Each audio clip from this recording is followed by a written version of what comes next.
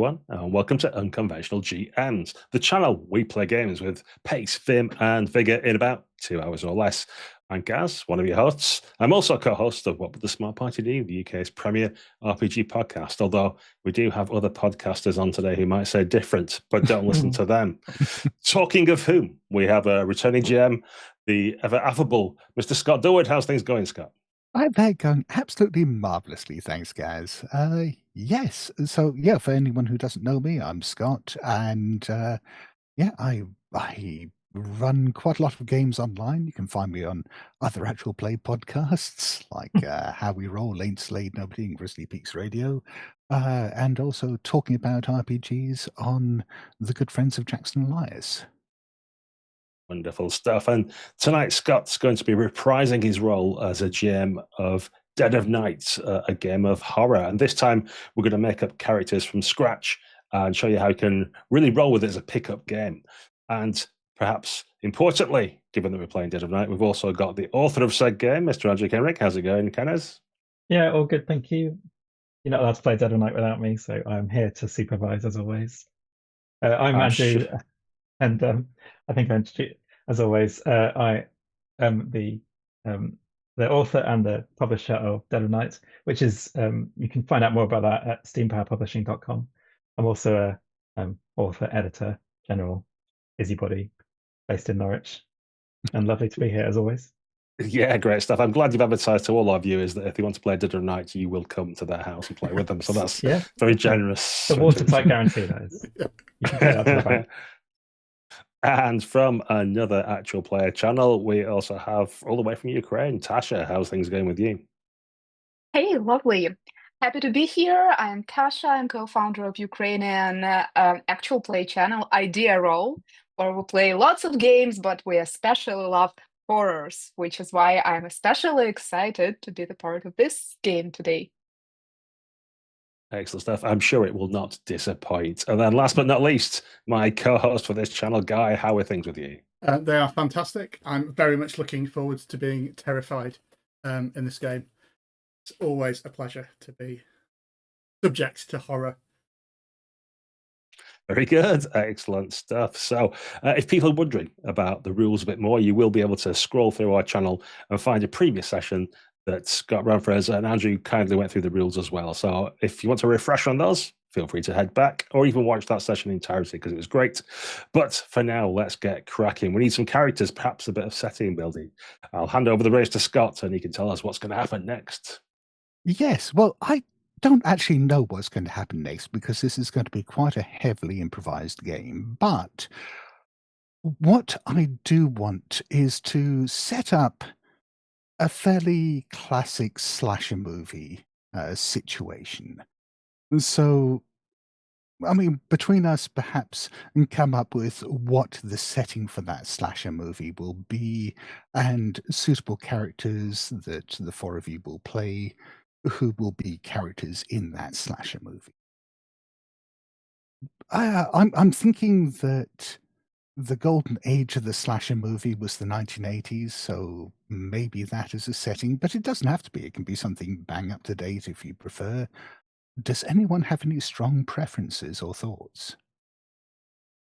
I'm kind of in two minds because at time of recording it's quite hot here, so I'm wondering whether we want somewhere that's like a research station in Alaska or somewhere cold, or whether we want to lean into the fact that it's very hot and perhaps be some kind of I don't know, African missionary place or somewhere really exotic, or are people more interested in a closer to home kind of game? I was thinking about maybe some sort of students on a vacation or maybe on some project abroad, so we can combine exotic location and young people abroad. I was thinking your classic 80s slasher movies is kind of things set in high school, college, that sort of thing.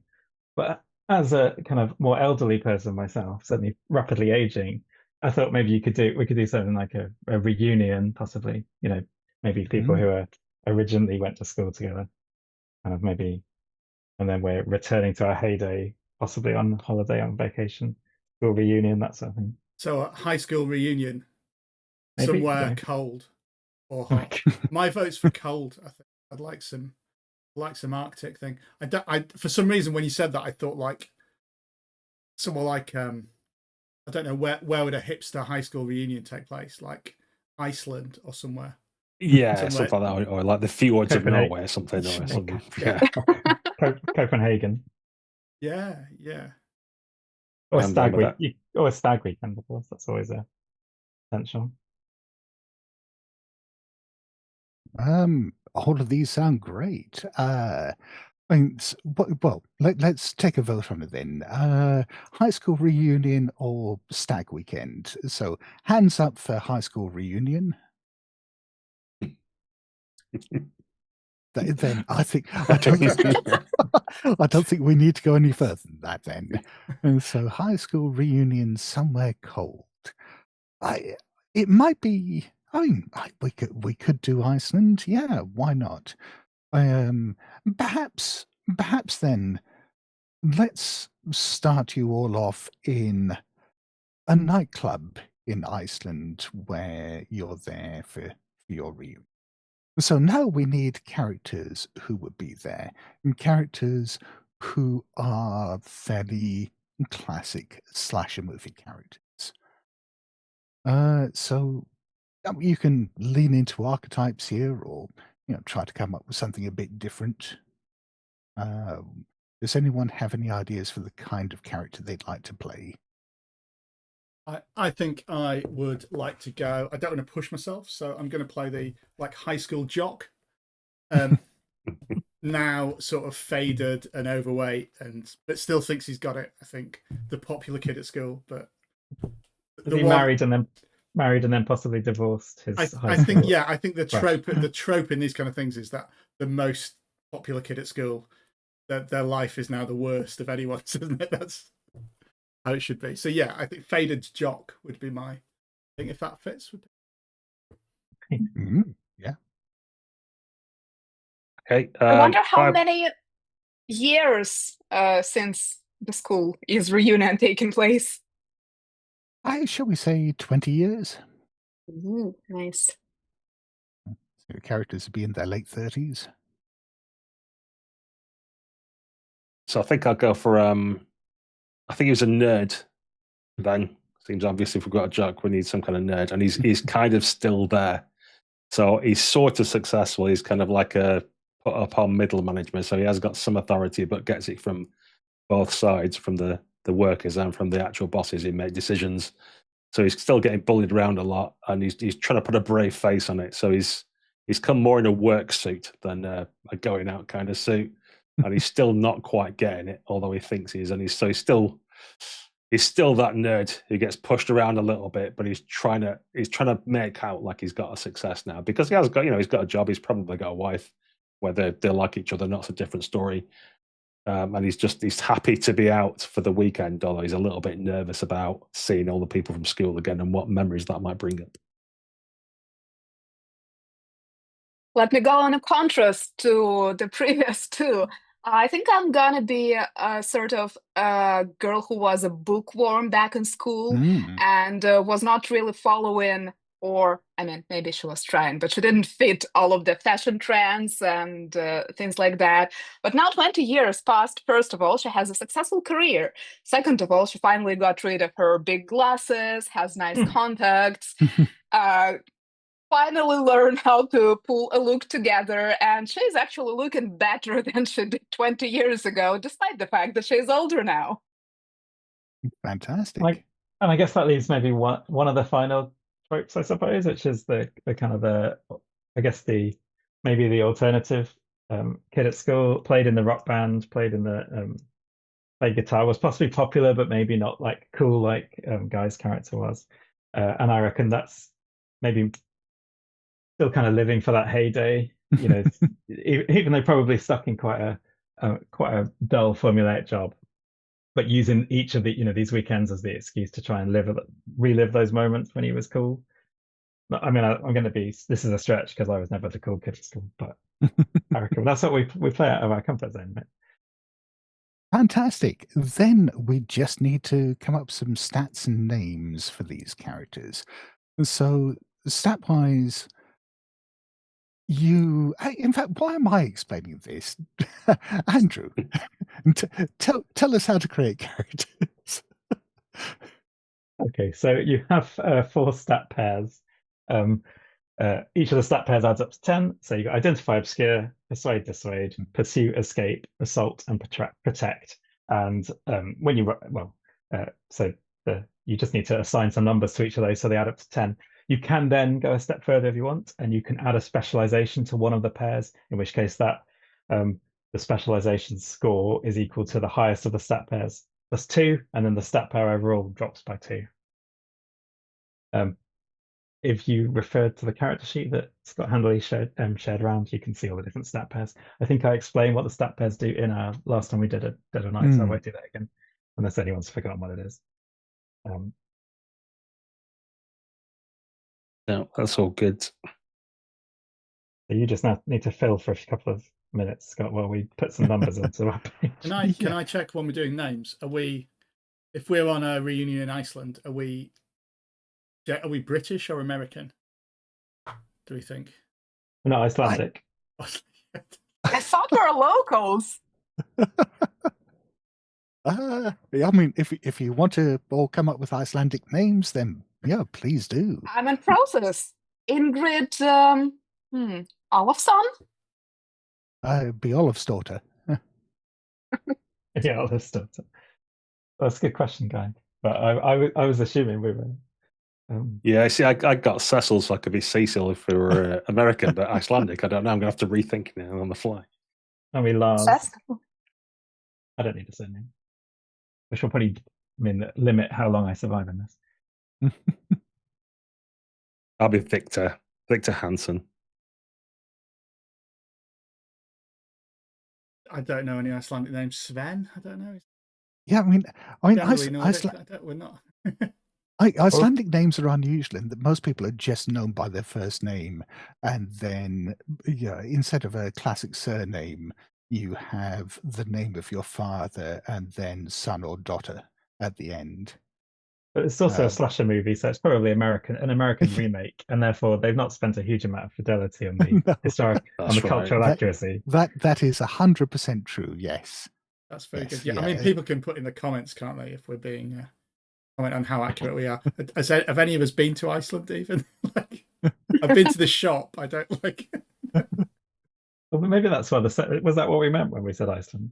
We did mean assume that we're going to. We're at the supermarket. Scott's gone off on a tangent. You're all in the frozen food section. That's what's going on. Is anyone going for a specialization, by the way? Maybe. Yeah, I mean, the specializations are things that are related to that pair, but are applicable in a small subset of situations. And so, for example, in escape/pursue, you could have, say, something like driving, which would be very useful if you were behind the wheel of a car, and completely useless all the rest of the time. I've got in my identify/obscure, I've got conceal contraband. Must be more useful at school. Yeah, I've not gone for those. I'm going to try and be specialization free. You can add, and you can spend a survival point as the game goes on to add a specialization if you suddenly decide. The other thing you should think about is a bad habit for your character. And this is something your character does that is suboptimal, but if you bring it in such a way that it puts your character, or perhaps everyone else, in danger, you will get a survival point for it. So something like likes to be the center of attention. Yes. Yeah, that's a good one. Okay. Or overconfident. Yeah, I'm going to go with keeps the peace. So when things are going wrong, he always tries to calm it all down and say, why can't we just talk about this? Good luck with that. So, yeah. I'll probably be super talkative. Oh, yeah. Okay. I think I'm good. think I'm good. Is it worth? Are we going to go around with names again? Not kind of. Yes, That'd be and worth. then I'll frame an opening scene. Yeah, so I'm Victor. I'm in a cheap suit. It's probably the wrong type of material to be wearing in a nightclub, and he's got clammy hands and a bit of sweat everywhere. I mean, everybody's probably a little bit warm, but he's particularly suffering in his nylon suit and stuff like that. So there's a dark, like moist stain around the neck, but obviously he's keeping it buttoned up at the minute because he doesn't want to let loose. He's trying to look smart, and he's kind of nervously about every now and again pulling off his glasses and wiping them on the edge of his shirt because they keep steaming up. Right. Well, I'm Lars. I am wearing a black leather jacket that is ever so slightly too small for me now. Turned up at the collar and probably some eyeliner, a little bit too much eyeliner.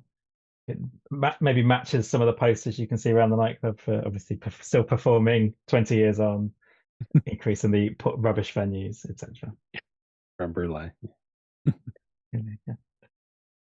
Yeah, Sven is in like really nice going out clothes, with a little bit of the muscle that he once had beneath the sort of beer belly and hired hangdog look. But I think he's got like a sort of linen sort of suit jacket, but the pockets are still sewed up. All this stuff is clearly brand new that he's bought for this thing. It's not worn in at all.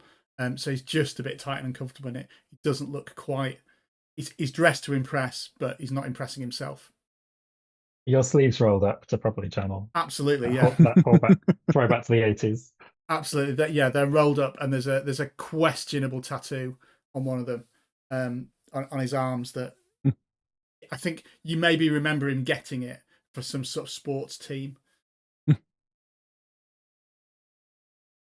Ingrid is dressed well for the nightclub, at the same time comfortable. And when we get to the club itself, you will notice that her perfectly fine makeup, which was during the day in the ultraviolet light, is now very bright. So apparently the eyeliner has this shimmer in it, which reflects the light vividly. You can easily spot her in the crowd for a few meters far, even when it's dark, as long as there is at least a glimpse of ultraviolet, which at a nightclub should be plentiful. Fantastic. Right, I think we're just about ready to begin.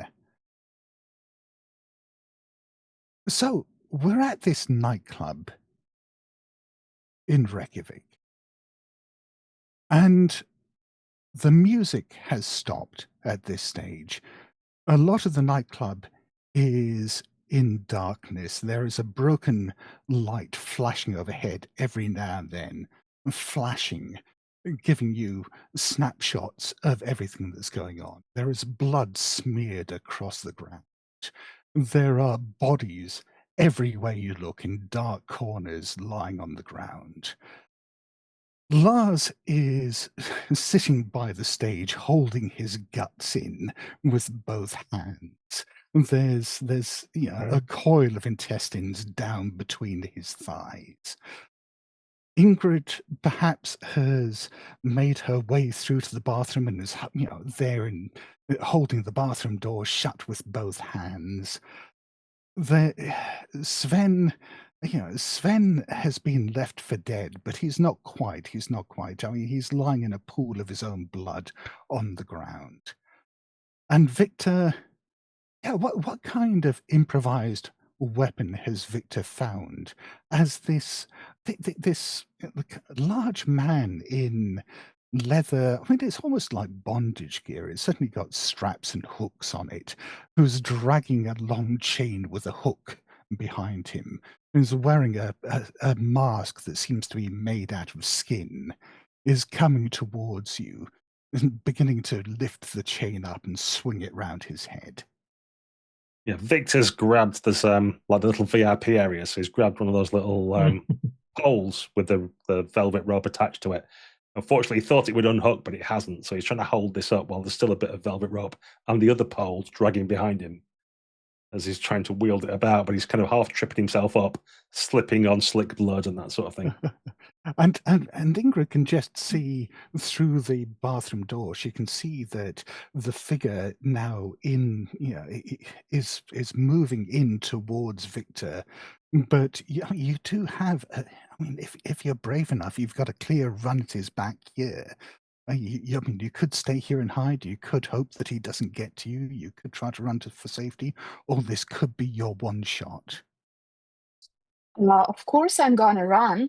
I will try to grab one of the mirrors of the wall, Oh, yeah. and yeah, I'll try to run as quick as I can with this fancy mirror in a beautiful frame. Probably also all glittery and shiny, and I will try to smash this mirror on the head of the Fantastic. unpleasant man with chains. I'm not talking about Victor, though his pleasantry is questionable, but not in this situation. Then roll an assault roll against the target of 13. What are we rolling again? Sixes. You roll 2d10 and you add whatever stat it is. And you're looking for 13 in this case.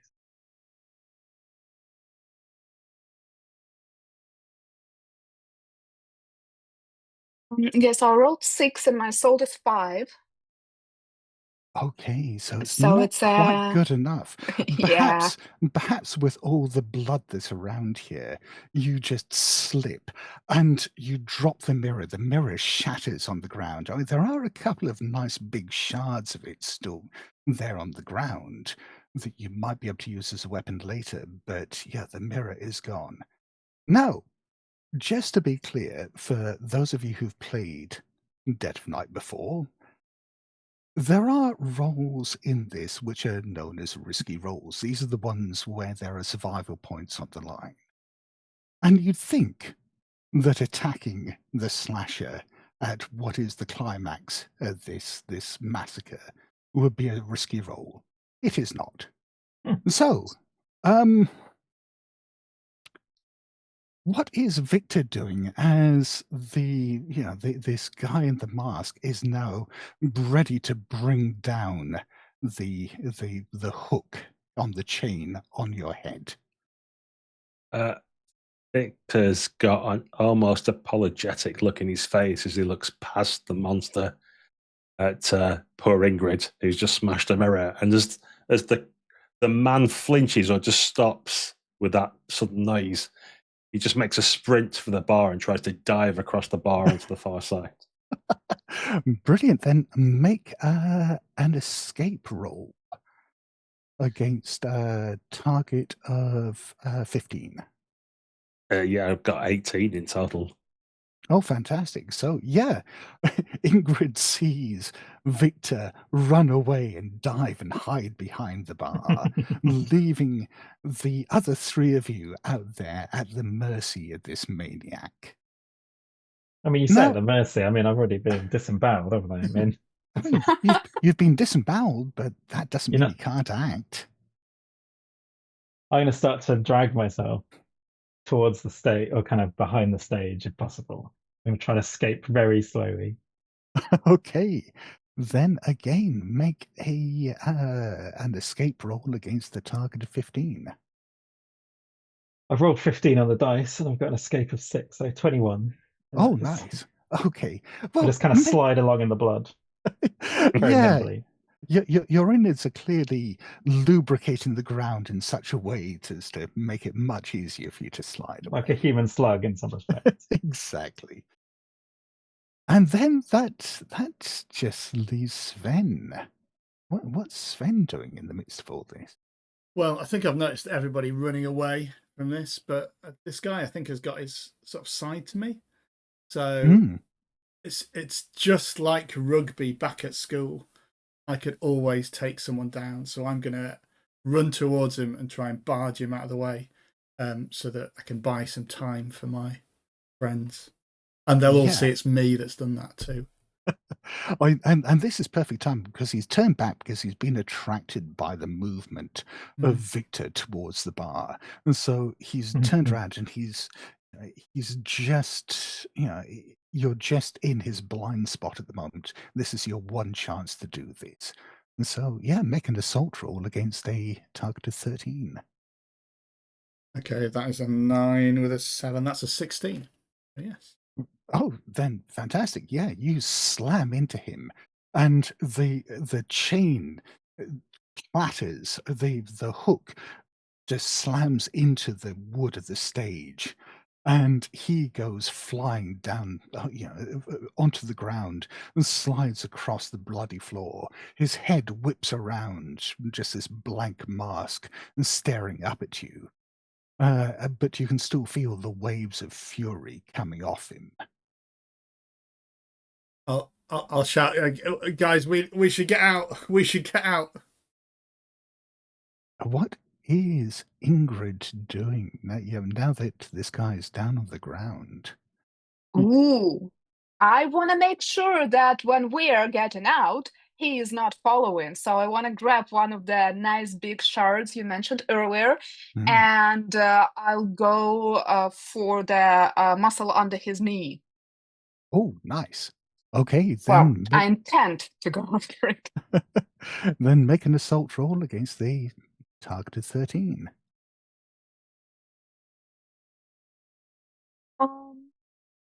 It's better than the last time. Yeah, I think I made it. It's 9 plus 5, 14. There you go. I think I did it. So yeah, you slash against the back of his leg, and he cries out, muffled by the mask. And there is blood welling from his leg as he's trying to drag himself over towards the chain. And I yell, and stay down. Right, what's everyone else doing? I'm gonna say, am I close to who am I near? I'm near one of the other guys, right? So I'm gonna try and kind of reach out and see if they'll, because I'm trying to keep my innards in as I crawl one-handed. I'm gonna see if someone can help drag me out of here. I'm gonna kind of reach pleadingly out to to Victor, I think, or Sven, whichever one of you two is closest. It'll be Sven, because Victor is cowering in the bar. I will certainly get an arm. Like I'll probably awkwardly lift you up, not quite realizing how injured you are, and try and drag you out. And what's Victor doing? Well, he's got an idea. Now he's behind here, and you can hear the wails and things, and I'd stay down and stuff behind. So he's got a bit of his courage back because it sounds like his friends are winning. And if there's one thing that's good for keeping masked killers at bay, it's fire. Oh, yes. And he's looking around at the array of Black Death and other 60% alcohol spirits that are behind the bar. So I'm going to start lifting off bottles of high-strength spirit and smashing them all around this masked figure to create an alcoholic pool that maybe get lit on fire at some point soon. Okay, fantastic. Then I think that's going to be an assault roll. So again, against a target of 13. Regrettable, but we'll try anyway. Yeah, no, and that these bottles are just flying left, right, and centre. They went anywhere but the masked figure. You can always spend a spell effect to reroll potentially. Exactly. I could, but I'm not going to because Victor's quite happy behind his bar. Thank you very much. Okay, so you smashed these bottles all over the place, and I mean, perhaps some of the high proof alcohol has gone over the killer, but it's also gone over you. It's gone over everyone else. It's gone over the bar.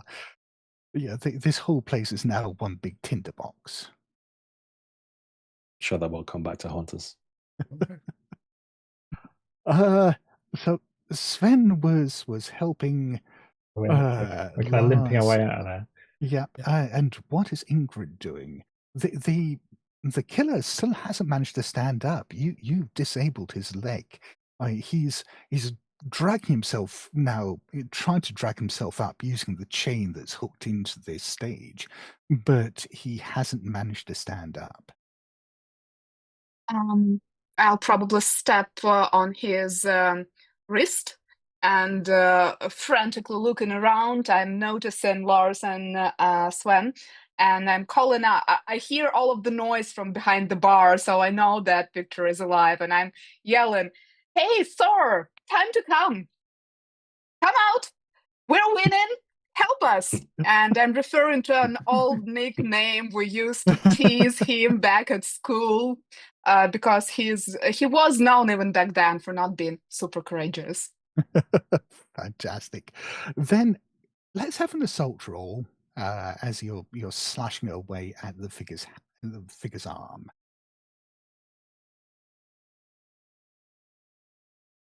Nine again. I mean, if anything, my dice are constant. It's a 14 altogether. That's that's perfect. And so, yeah, you slash away at his wrist, and there's blood welling up from that. And yeah, he reaches out and towards the chain, but his hand drops down, and he does something a bit strange then, which is he just rolls over and just looks up at you with this blank mask, and says, "Well." Well, what? Well, you shouldn't have come here and go after us. That's what. Because we can defend ourselves. You know, you should be very ashamed of what you've done. Look at all this. You've killed, and all of the blood you spilled. You understand that she's just going into this nervous cattery. Ah, yeah. You know, I'm going to say, give me a dissuade roll here. And this is going to be a risky roll. Remind me what that means? That means that if you fail, you're going to lose a survival point, and if you win, he's going to lose one. I roll 12, and altogether it's 16. And before that, I was, I'm not sure, I think it might have been important. I was indulging my bad habit of being too chatty. It didn't really put you at a disadvantage here, so you wouldn't get a survival point for that. But your target on this was a 15. So, yeah, well, Guy, can you put the tension up by 1, please? Certainly. We're now at 5. We get something for rolling doubles in this game as well, or is my... Oh, yes, that's right. Yes, if you rolled a double, you get a survival point. Yay! If you succeeded as well. Then, yeah, you say that, and he looks. His body language changes a bit, and his shoulders slump a bit, and he said, "Yes, more." And he holds his throat up, making it vulnerable. Well, I think Ingrid is now not as confident as she was when she was fighting for her life and life of her friends.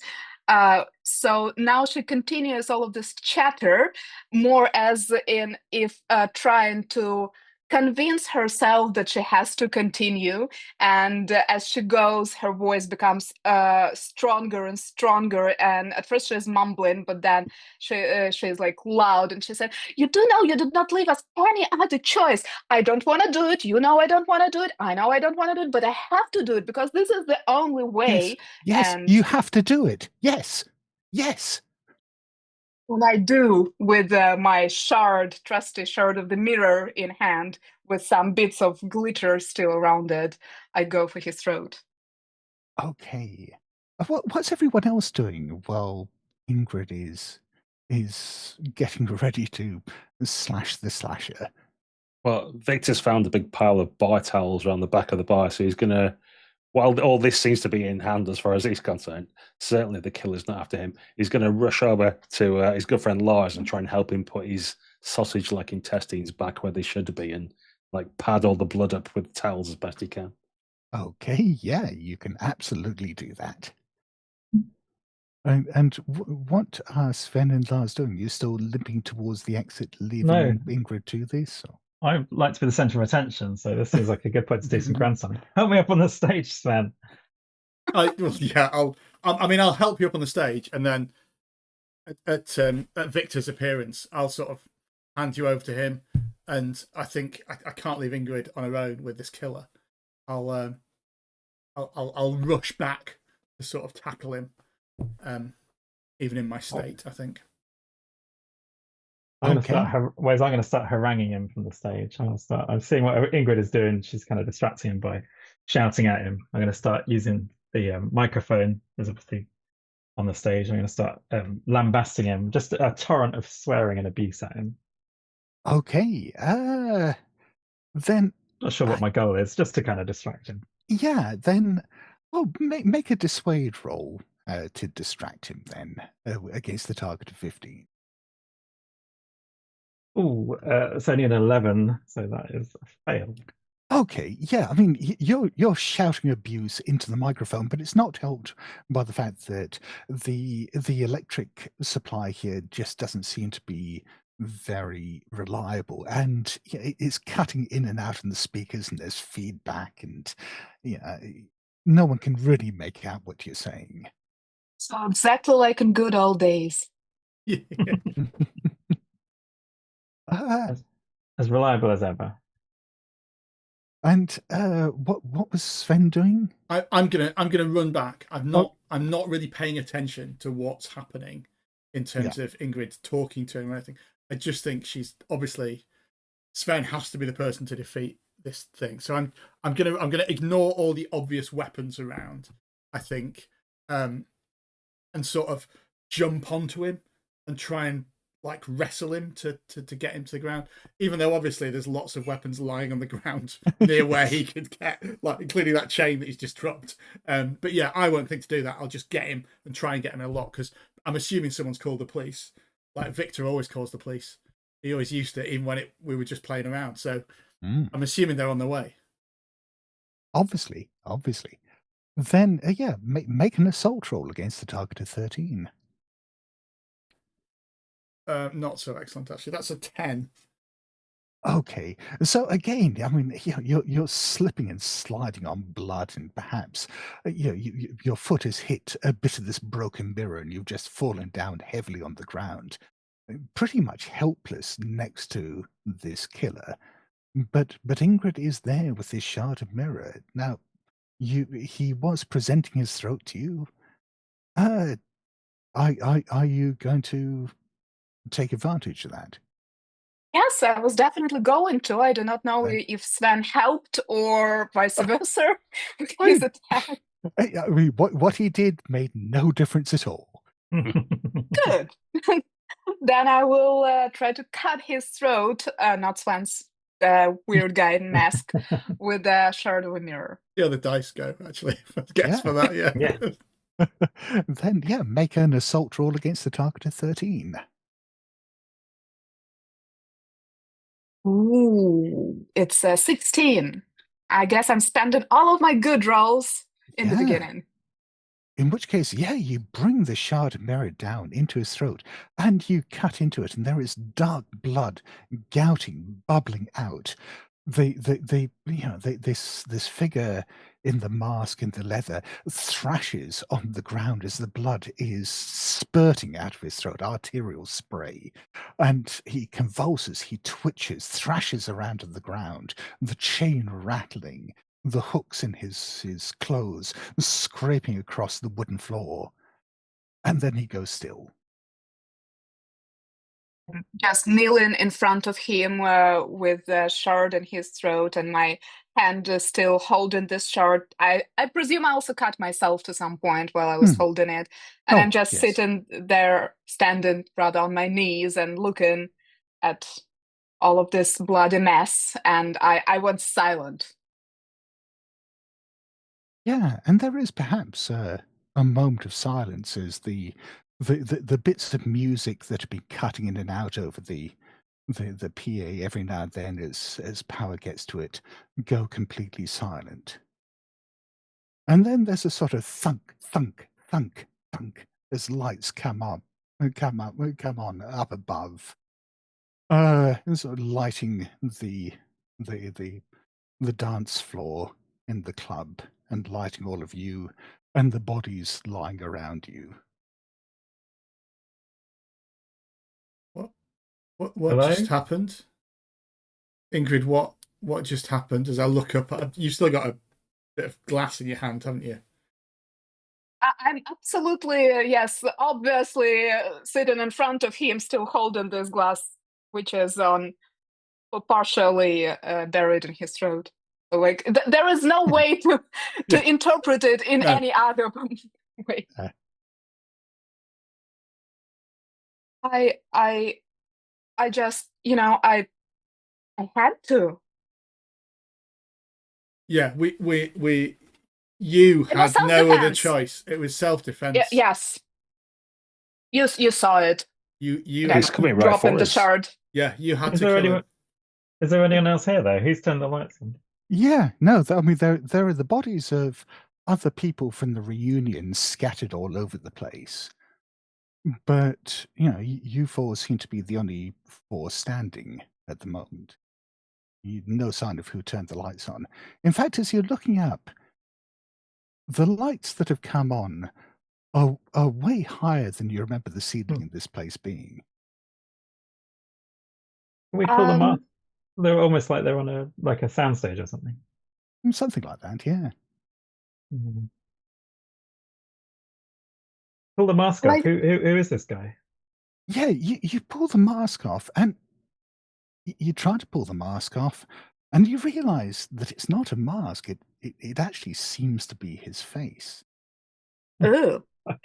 And as you're doing that, there is this deep sigh from the body as you're trying to pull the mask off, and he sits up. Oh shit! And he says, "No, this didn't work. This is no good at all. This is no good at all." I yell into his face. What are you talking about? No, what's going on? Someone explain to me what's going on. No, you're gonna have to do better than this. You're gonna have to do better than this. I'm sorry. I appreciate the effort, but no. And he just gets up and starts stomping away towards an exit. Victor, you're the smart one. What's going on here?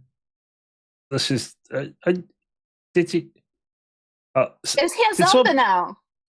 Did someone put drugs in it? I told you I don't do drugs. Have some of you put some of that party powder in the shots I got? Well, I'm pretty sure somewhere around here that there were drugs, but look, he was very dead, and now he is not dead at all. So he's still limping. That's a good thing, or maybe not so good thing. He should not be moving, right? Or talking, for this matter. But the good thing, Ingrid, is you haven't killed anyone. That's the important thing to remember. Yes. Yeah. And he's going away. Are we going to let him? Well, and as you say about killing people, some of the other corpses on the ground start getting up and start pushing themselves up, and looking around and watching the figure storming out, and some of them start getting up and following him. I'm gonna follow him and I think walk behind and just push him on his shoulder. And, hey, don't just walk away from us. Like, what? Give us some answers. What's going on? He turns round. He stops for a moment, turns round, and just, from behind the mask, you hear the voice saying, "Do better next time." And then he just turns and storms out through the doors. When the bodies start moving, I focus on one of them. I'm like, oh, look, it's Jan. I thought he's dead, but look, he's moving, and I'm running towards him and trying like, Jan, hold on. The help is on the way. The ambulance will be here soon. And then I look around and see that more people start moving too, and I look at Jan, terrified. Yeah, Jan looks at you confused for a moment and says, No. It's a break now. I'll see you at craft services," he says. A break? What are you?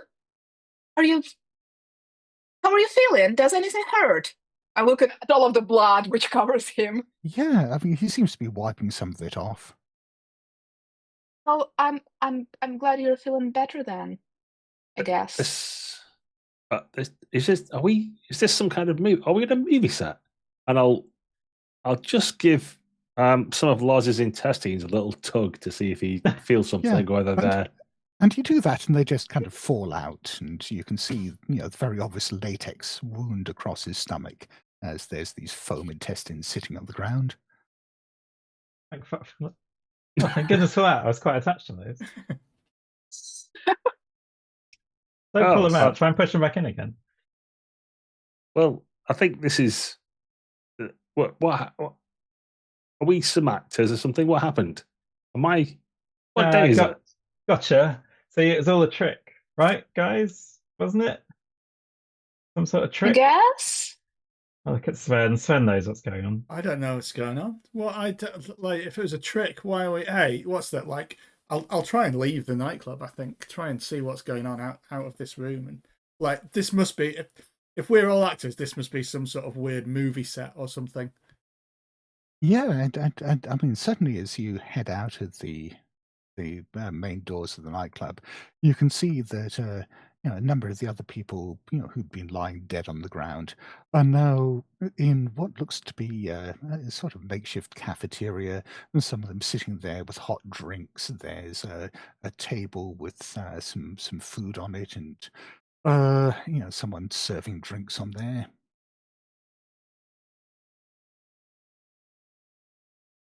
I think I need a cup of tea. Does anybody else want a cup of tea? I think I need something stronger than a cup of tea. I'll pull out. What he said. I've got obviously a hip flask in my leather jacket pocket. Find me that tea and pop this up. I'm trying to find one bottle that Victor did not smash. Well, that's all prop booze anyway, so that'll just be water. Apple juice and water, yeah. So I'm going to head over to the tea urn or whatever, where some people hanging around, and say, how long have you all been here? Yeah, I mean, one of them is Jan, who Ingrid was talking to a few moments ago, and he's looking into this cup of coffee, and he looks very thoughtful, and he says, I don't know, but we're going to have to do better next time, aren't we? Well, that's what that man said. Who's the man? Is he in charge? He's the killer, isn't he? That seems to be the role he's played. What do you mean? What do you mean by better? Do we need to kill him better? I don't know. I think that's it. But what's better anyway? I'm the height of mediocrity, Jan. I don't know. You're asking the wrong man here. Anyway, and I'll just I'll start getting a bit more desperate and just grabbing people and shaking them and saying, how long have you been here? Like, when did this start? Yeah, and it doesn't take long to realize that everyone is as confused as you are. But I remember arriving though. I remember getting my ticket and checking in my bag and stuff. Yeah, didn't I? I'll go around sort of grabbing people and being like, yeah, how long have you been? And then turn around to one of them and be like, to Jan maybe, say, wait, Jan, how long have we been here? Have we just arrived? Oh no, I mean there was all the build up to the final scene wasn't there, and there was I mean, you remember he stalked us all through the nightclub, and there were all the scenes before then where we were, some of us in the hotel and some of us at the seafront, and I caught glimpses of him. And I don't remember that. Yeah, and I remember just starting in the middle of the scene with my guts hanging out. Yeah, maybe. I'm gonna push Jan aside. Obviously, like to be centre of attention. Otherwise, I'm going to stand on top of the table, and I'm going to gather around, everyone. Gather around. Like, come on, something weird's going on here. Let's all pool of what we know. Who remembers arriving? Who remembers where this guy came from? And I'm just going to backstage shout. But I not just really. remember being behind the bar. I don't. That's where my memory starts. I remember you with that That's pole. very typical. At least some things stay unchanged. Where did he go anyway? Where did this monster go? Come on, someone try and find this. Sorry, the monster. The whatever. What did you? The I lead don't- actor, I guess. Lead act. Yeah, exactly. Was he a special effect? Was he? You said this, but his mask didn't come off. Maybe it was. Yeah. Was it like one of these dummy things? Was his head really down here and his chest or his costume, and that was just like the? Maybe did you? Maybe is there a director? Well, I'll tell you what. If you're trying to work out where he went, how about an identify roll? Oh, I'm not very good at identifying. Can I spend a sorrow point to flip my identify and my obscure, please? Oh, yeah, absolutely. So Okay, so, then tension that's needs going to go to up by put one. tension up to 6. Uh-huh. And I've rolled a natural 13, which is Oh, so that good. gives him another survival point. Yeah, but it is a success. Okay. So yeah, you do look around and you find, I mean, there are a few corridors coming off here with what look like offices and storerooms and so on. But you do eventually just find what looks like a dressing room with a star on the door. Got my name on it No. and a pound on the door. Okay. And yeah, you hear a voice from within say, "What?" We owed some answers. You can't I'm- just expect to set this up and not explain what's going on. Are you shouting that through the door or are you going in? Yeah, no, I'm shouting at people as well. I don't owe you anything.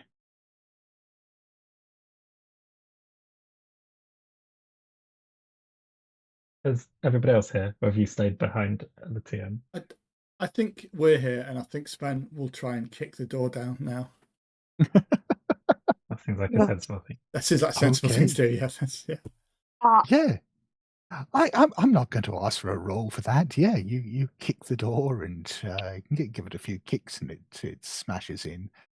And yeah, you can see what looks like quite a plush dressing room with a makeup table with lights around it. And the there is that leather costume with all the hooks in it, which is slung over a chair. And there's a figure dressed in a robe. It's sort of difficult to make him out, or you're not even sure if it's a him. It's like you're seeing this flickering image of lots of different faces and forms, some of them human, some of them monstrous, just flickering, in quick succession, almost like cells from a film going shooting past.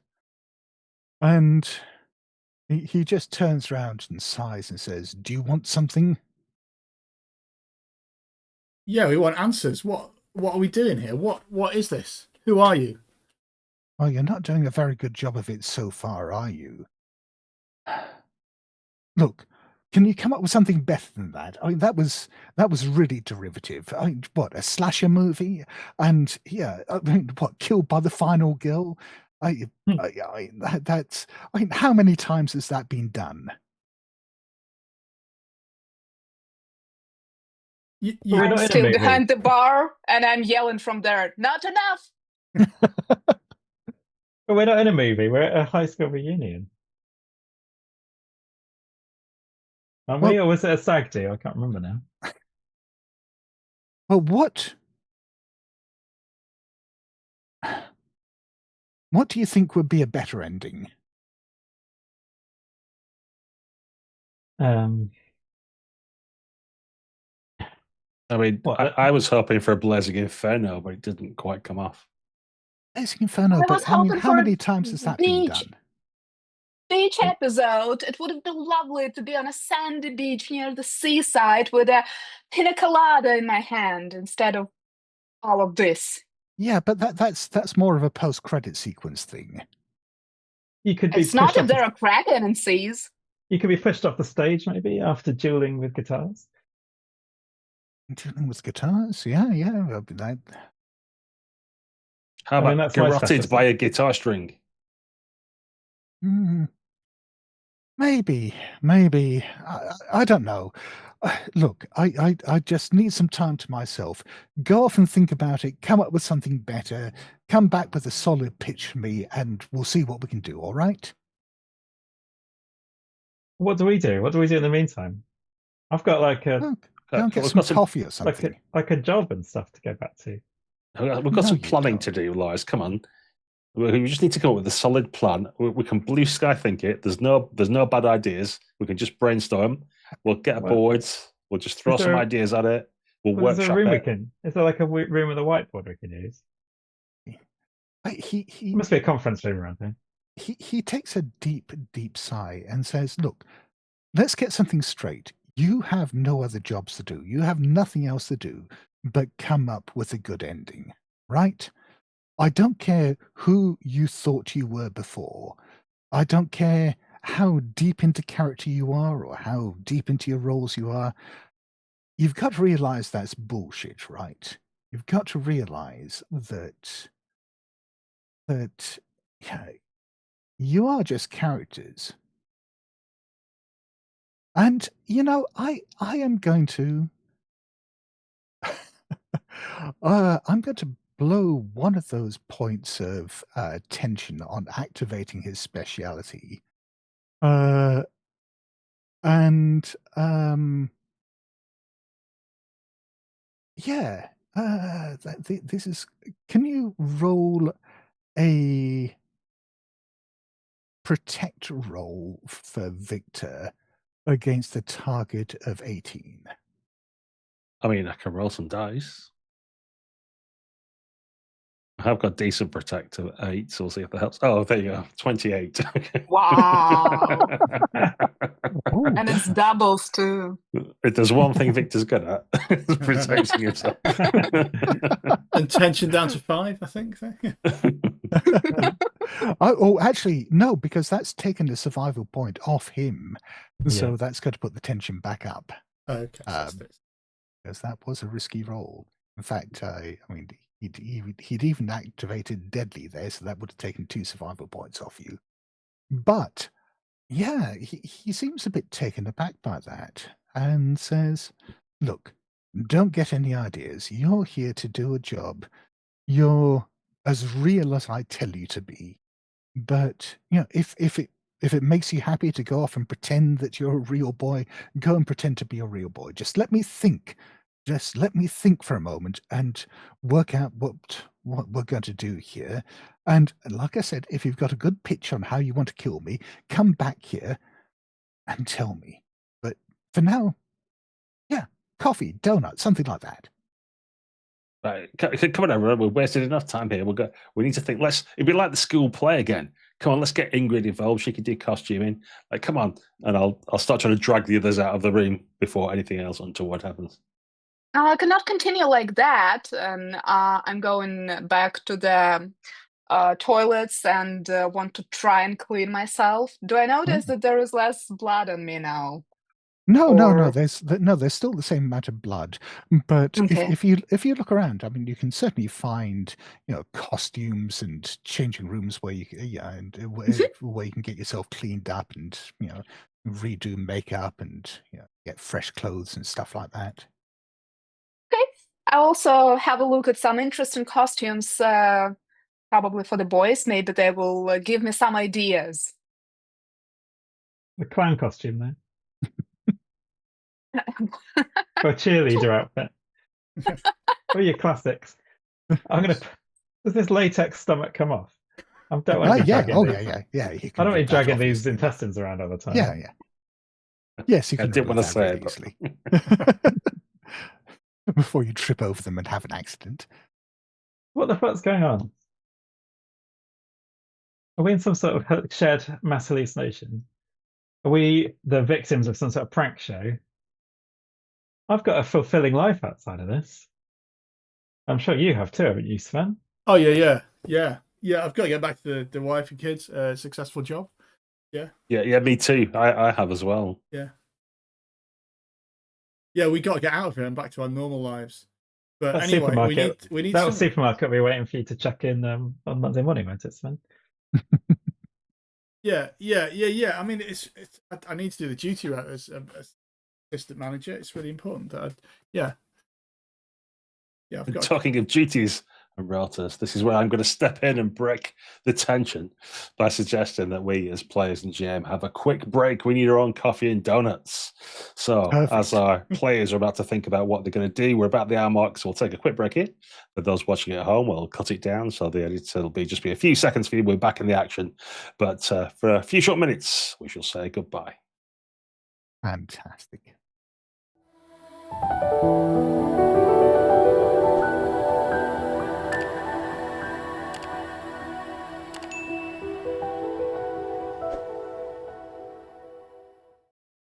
Welcome back, dear viewers. In the first half of this thrilling improvised game, we made some characters, a school reunion in Reykjavik of all places. We're in a nightclub where we were mid/have been being murdered, attacked, assaulted, or were we?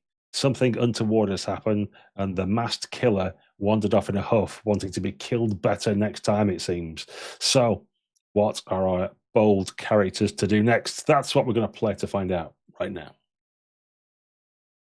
Well, there you all are. Let's say you've gathered back at craft services after having cleaned yourself out and got costumes that aren't covered in blood, and you've removed your prosthetics and things like that. So, where does this leave you? I mean, you can see that a number of the other cast members are sitting around. Some of them glumly. Maybe it's the conversation you had earlier. Or maybe they're doing it themselves, but there certainly seems to be a lot of, shall we say, existential discussion going on amongst them as they're each sort of probing their own memories and asking how long they've been on set for and stuff like that. And a number of them are getting quite upset.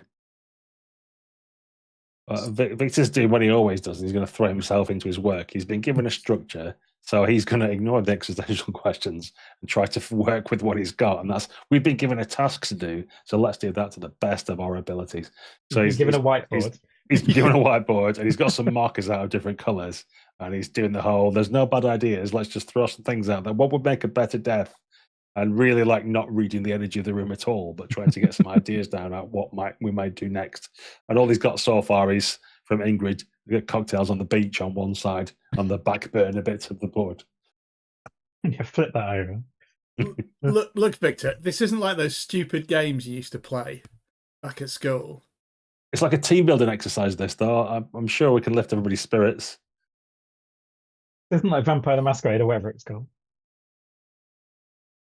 It's Vampires of the Masquerade, actually, but never mind about that now. Well, like ways to die. I mean, like a bear could come in and kill him.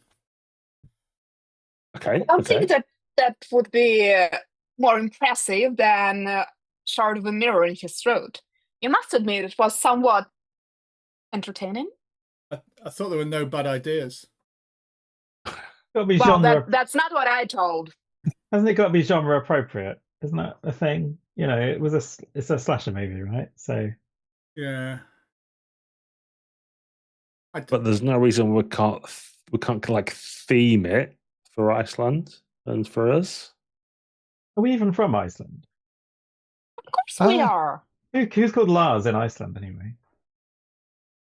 Yeah, that's a good question. Not many. What about people. he could fall into a volcano though? That's quite Icelandic, isn't it? Yeah, sure. Am I just being offensive now? Will that be offensive? I don't know. I can't remember anything about Iceland as it comes out. I don't even know if Sven is an Icelandic name. No, Sven's definitely Icelandic. I'm sure I went to school with us, but no. Yeah. Actually, no. Wait. No. Yeah. Lars. No. Wait.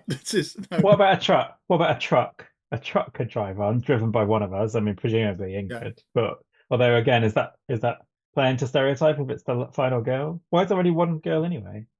Why don't we have any equal? Well, Yeah. we can go Oriental Express, and then everybody has something sharp, and Like the train, like a sword. I could have a. I mean, I've got a leather jacket. I could have a katana on here. Is that? Is this That's more blade. That's more blade, though, isn't it? I don't think I could play blade. That doesn't seem right. But I'm liking the bears ideas, and you can see there's like loads of writing started to appear on this.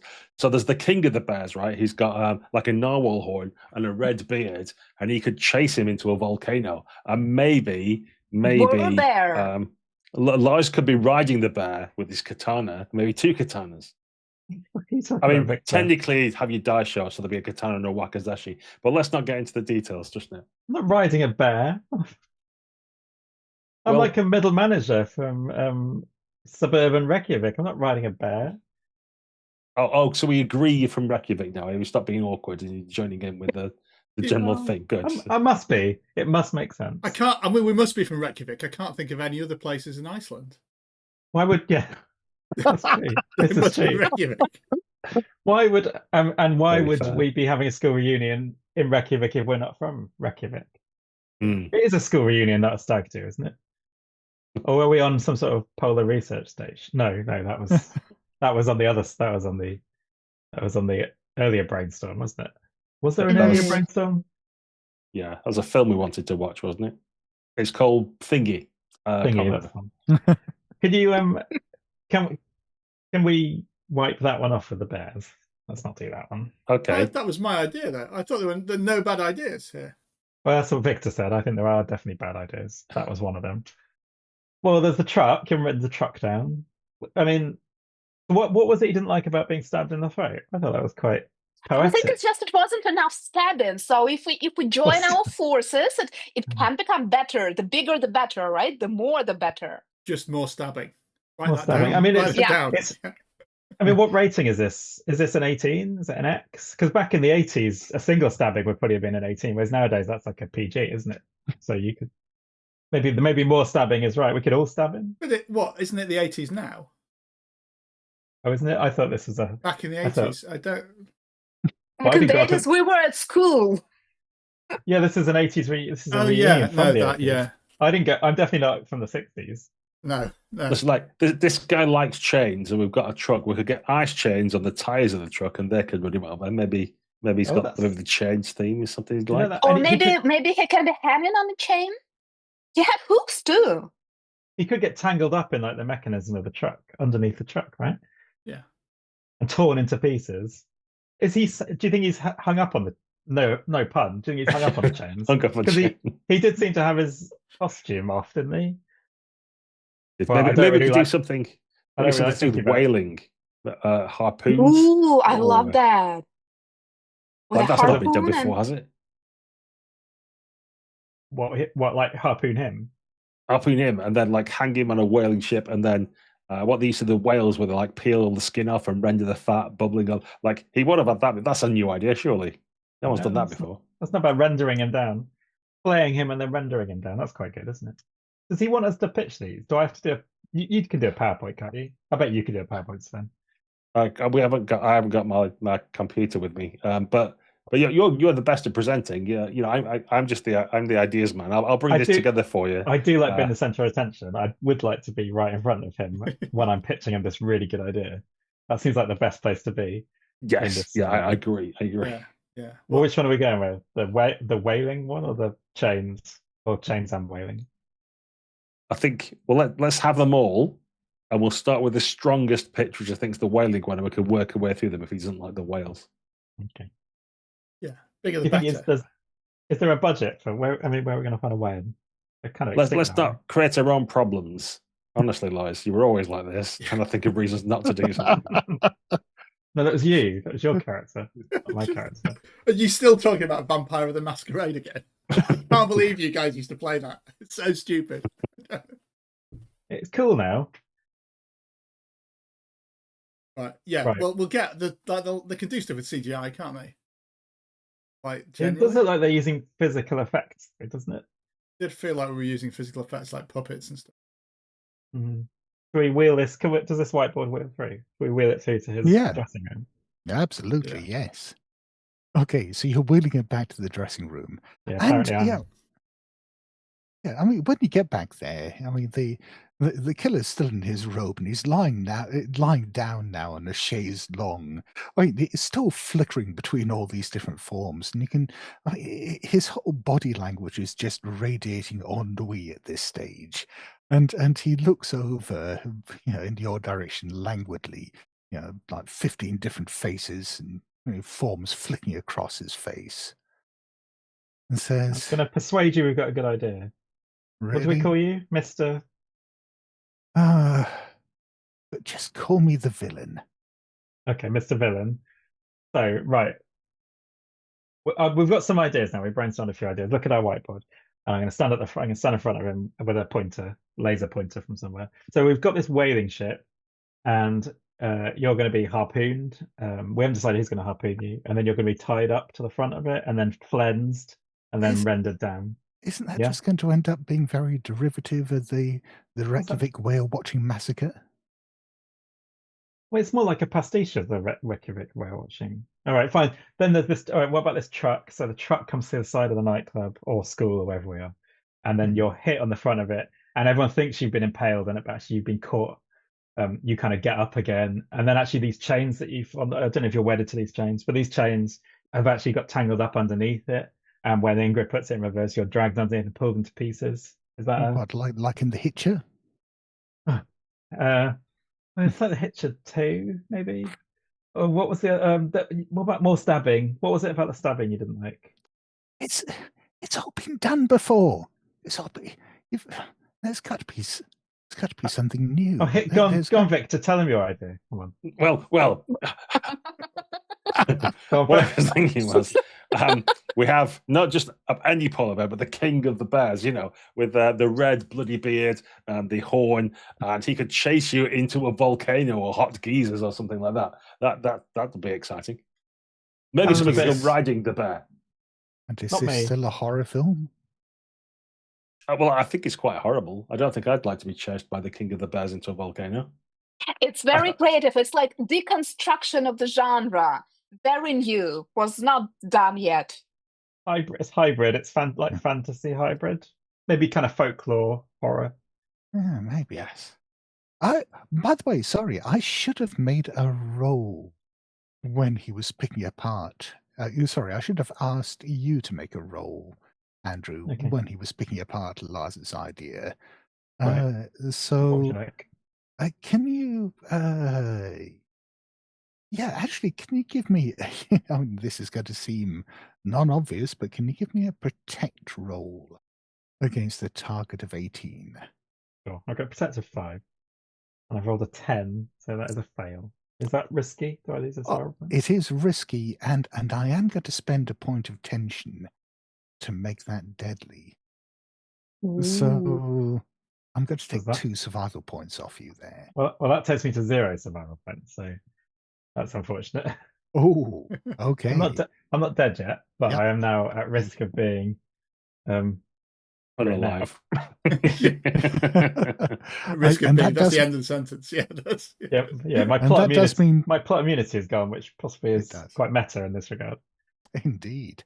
And the tension goes up by another 2. What's the tension at now? Lucky 7.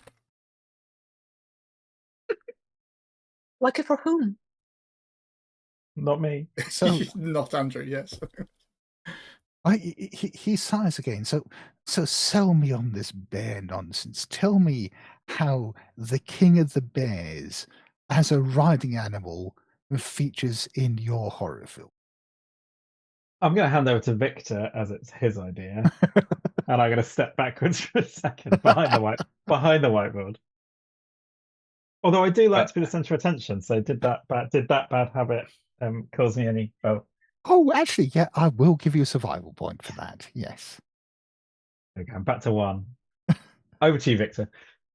But Victor's immediately going to start panicking at this point. So, it's more of a metaphor for the overbearing nature of Icelandic men, and he would know more about this than Ingrid. No one. Like, so perhaps you can reveal some of your fears about the bear-like men that have borne down upon the whole of womanhood and caused trauma to the nation. And you'll just sweat down the side of his face. Metaphor, very cool. I like metaphor, but don't get so hung up on the Iceland thing, all right? Yes, I mean the last thing was set in, where was it? Reykjavik? I don't know. Yeah, fine, but don't be constrained by that. If you don't like Iceland, that's okay. I'm sure we can very easily change the setting. It can be grizzly bear and Yellowstone, and it might not be just the king of the bears, but the war bear. So he's like the ranger at daytime and a grizzly bear at nighttime, and there is a group of students who are just camping in the Yellowstone National Park, which is what people do, what students do, and then they're being chased by this horrible bear at night, and they're trying to fight it, but then they realize that there is a human behind him, and I'm looking in panic to the guys. And he falls into a geyser. Well, I mean, let's not get ahead of ourselves with the geyser and leave yourself some wiggle room for how this resolves. But you're basically pitching it that I'm the bear in this circumstance, and you're the kids camping. Camping.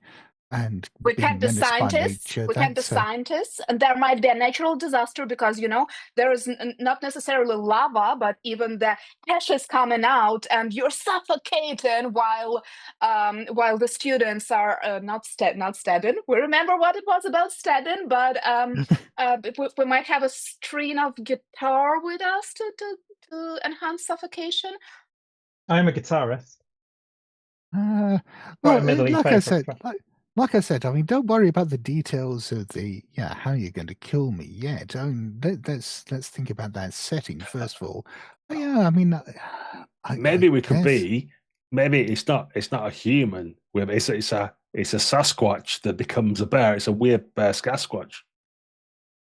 So we think. I mean, there have been any number of horror films with people being menaced by Sasquatches and so we can kill you twice. Once as a bear, and then we think that it's over. But then there is the human form of you, which we also have to defeat in a different way. And there can be more killing, burning you alive, or throwing acid into your face. All right. Well, we've got two roles to make here. One is, I mean, I am going to ask for Victor to make a protect roll here against the target of 18 for the criticism of. Yeah, Victor's well insulated. He's used to being criticised constantly. He feels comfortable with it. Okay. So yeah, I mean that's knocked another survival point off the villain. So that tension goes up by 1. And then let's have a risky persuade roll from Ingrid against the target of 15 to see whether she can sell the villain on this vision of him being a bear. I'm quite good in persuade. It's exactly 15, 9, and I have 6 in persuade. And yes, all of a sudden you remember that Ingrid was always in the debate club. Nice.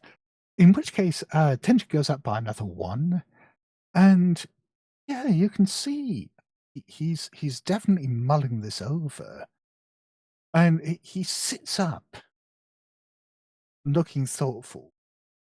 Well, you think he's looking thoughtful. It's difficult to tell because you've seen about 50 different faces during the time that he's been thinking. And then, I mean, it's like the constant flickering of these different forms slows down a bit. And it settles on something that does look very bear-like, which it looks a bit odd wearing this white toweling dressing gown, but and sitting on the chaise longue. But the bear looks at you and says, "All right, give this a try. I'm not convinced, but never let it be said that I'm not open to new ideas. Go out there, set everything up. Let me know when you're ready." Just turn to Lars and seems like bear was a pretty good idea, as it turns out, doesn't it? Bears. No. Well, Whaling, chains, what like? I'm still not riding any fucking bear. I'm telling you that now. My insurance doesn't cover that. My medical insurance doesn't cover that. I do my back in again with a bear-related accident. Right. I'm not having my intestines pulled out this time, though. I mean, you Maybe could end that- up being ridden by a bear if things go very badly. Yeah. Well, the good thing is there will be some sand on a set. It's not the big episode exactly, but Not quite what you had in mind, is it? So, I mean, how do we actually set this up, though? What do we do now? well, we tell the craft people to make a set. Have you seen any craft people, though? I've just seen other cast Yeah, members. they're just like behind those thingies. Well, that was craft services. So craft services, sorry, in movie speaker, the people who operate like the food and drink. Yeah, fine. Ingrid is sure that they are also the people who can Yeah. provide all of the Yeah. set. Absolutely. We should be able to get some picnic baskets from them anyway. At least that's definitely something that we need, isn't it? Ooh, we can make. Remember at school we were doing this. It was my favorite project, the Vulcana one. Okay, well, let's try and find somebody, I guess, then, to help. Yeah. Shall we try and... All Or right. just go well, back on the set. Maybe they've sorted it out already. Yeah. But I mean, if you're going to try to find someone who can make this set happen, who wants to make an identify roll here? And I think under the circumstances, I'm going to make this one risky as well. I'll make one because I've not rolled for a while. I'm terrible at identify. Yes, I will charge around looking for someone to shouting at random people. You could spend a slower point to flip your identify on your obscure. I will do actually. Yeah, I'll spend a survival point. And yeah, Sven Okay, is. so that puts tension up by 1. So yeah, I'll be charging around, just like bumping into people, like what, shouting, hoping to get it done. I'll see. I'll roll. That is a 10, so a failure. Okay. Did you get distracted by donuts? Donuts were there, weren't they? Yeah. And yeah, well, it's more that you're distracted by, you're going around, you're shouting at people, trying to get this done, and as you're looking at them and shaking them and trying to get answers out of them, you're less and less convinced that the people you're talking to, the people you're looking at, are even real people.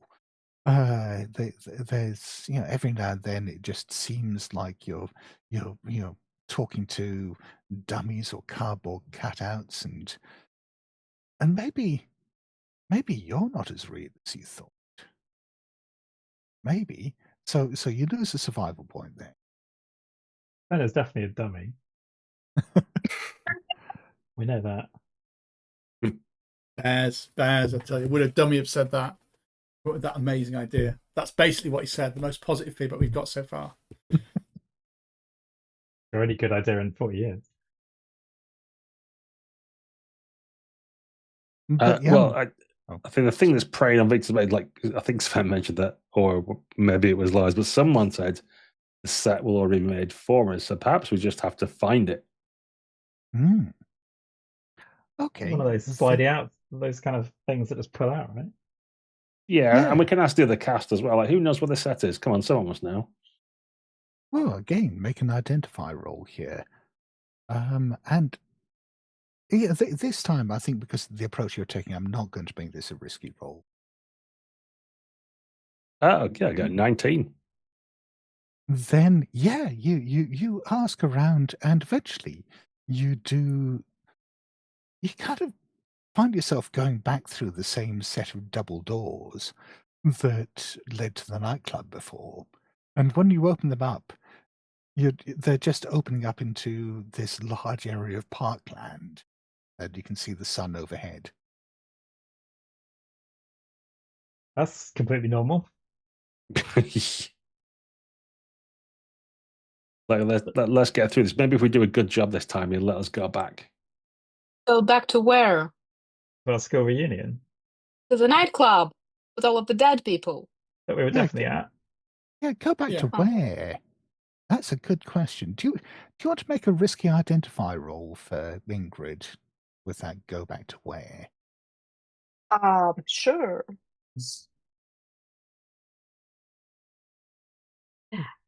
This is not a success. Okay, Far yeah. from a success. So you're going to lose a survival point for that. Tension will go Oh, up by another no. 1. And What's the tension at? 11. oh, That's yeah. sure the next scene's not going to be even more horrifying. Yeah, in fact, yeah, I mean, you can see looking around that actually a lot of these trees that look very real at first are just cardboard cutouts. You know, the leaves look like they've been stapled or glued on. And I mean, Ingrid, yeah, as she's trying to identify where, yeah, I mean, where did you come from? And yeah, perhaps you're making an intuitive leap there, or yeah, you've realized that maybe you are part of the villain himself. Maybe. Maybe we are all one. You know, like bees. They are like separate creatures, but together they're forming one entity, like a hive mind or something. What are you talking about, Ingrid? Talking about us, you and me and Sven and Victor and I'm a main character in my own story. I'll have you know. I'm not some B movie bit part extra. oh, so you want to be a queen bee? I am a queen bee, God damn it. In my own You story, I'm not saying I'm a definitely queen the bee. ego. Yeah. I'm not a queen bee in Well, your if- stories, if- obviously. If we are all part of one story, one entity, then we have to do it right. Yes, then we will all be happy in the end. Like he's just some nut job. He's kind of got this fetish for making us do what he wants. So we just got to do what he wants, and then he'll let us go, right? Let's get him. What do we say? What we're doing with the bear? Throwing acid in his You're going face to ride or it, something? I think, was what we all said. Am I You're gonna- going to ride it. That's not. That's okay. I'm Or already in an vice versa. outfit. Main character energy would ride a bear. Lars. There's no bear. Well, if anyone's going to ride a bear, no bear is going to ride me. I'm just going to say that right now. It's not that sort of film. While they're having this conversation now, you can see through these fake-looking trees, there is a campground that's been set up for you, and there's clearly a campfire that's ready to be lit. All the tents set up. And Oh, very there's even a guitar leaning up against one of them, because perfect. why not? Let's go and start playing. Are we going to start going? Do we draw lots? I suppose he'll decide which of our tents is going to get ripped apart in the middle of the Yeah, night. yeah, leave that to him. Well, Bagsy yours. Yeah. Ooh, I'm sorry. marshmallows. On skewers. And as you say that, yeah, as you start making toasted marshmallows, I Playing think back guitar. almost immediately, it's nighttime and the fire's lit, and you're sitting around and toasting marshmallows, and maybe one of you strumming away on the guitar. It's me. It's been established I'm the guitar in previous. Okay. Let's not mess this around. I'm the cool musician. He's the jock. He's the nerd. She's the popular Right. girl who no, not popular girl who's now popular. Are you still sticking to those same roles? Of course. What do you mean roles? That's me. That's who I am. I'm definitely Lars with no surname, but who used to be popular at school. That is my entire character. I'll head into 10, and I'm like, with that in mind, I'm going to think really hard about if I could be Victoria. Oh, and okay. I want to emerge from the 10 as like the bitchy girl from school or something. Then, do you want to make a? I think you're trying to persuade yourself there. Do you want to make a risky persuade roll? I shall. Yes, 22. Oh my God. Okay. So, yeah, then when you come out of the tent, yes, you are Victoria, as you say, the former mean girl from school. Excellent. I shall sit down next to Ingrid Hmm. and say, I'm trying to push my big glasses back to where they were, and like, what the Victoria? Hi.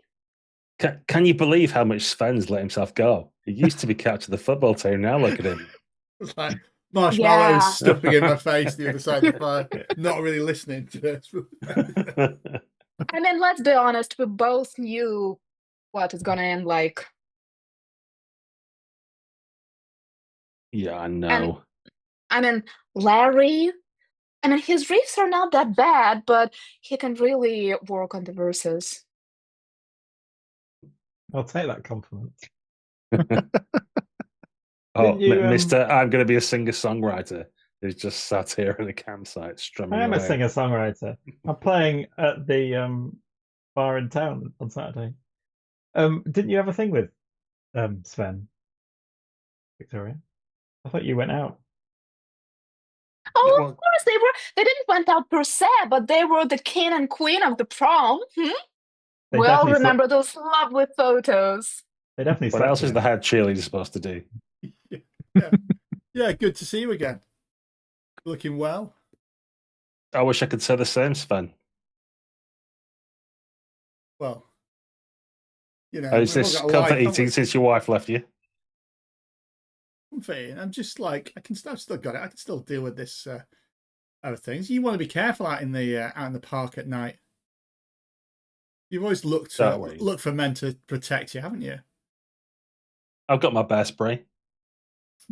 Bear spray.